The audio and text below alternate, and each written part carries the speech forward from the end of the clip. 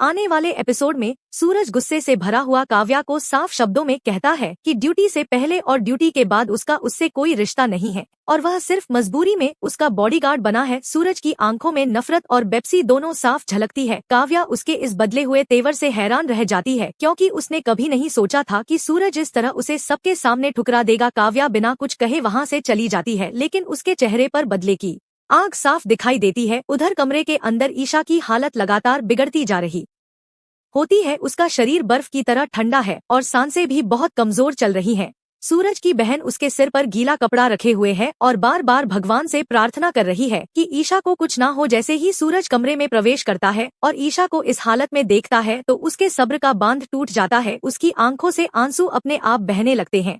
वह ईशा के पास बैठकर उसका हाथ थाम लेता है और खुद को कोसने लगता है कि उसकी वजह से ईशा को इतना दर्द सहना पड़ा।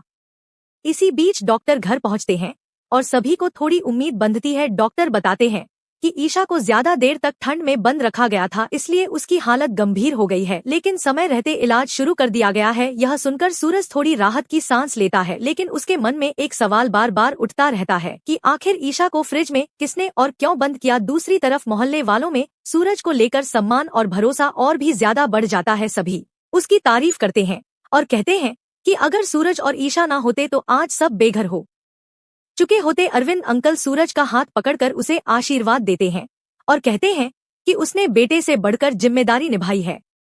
लेकिन कहानी में नया मोड़ तब आता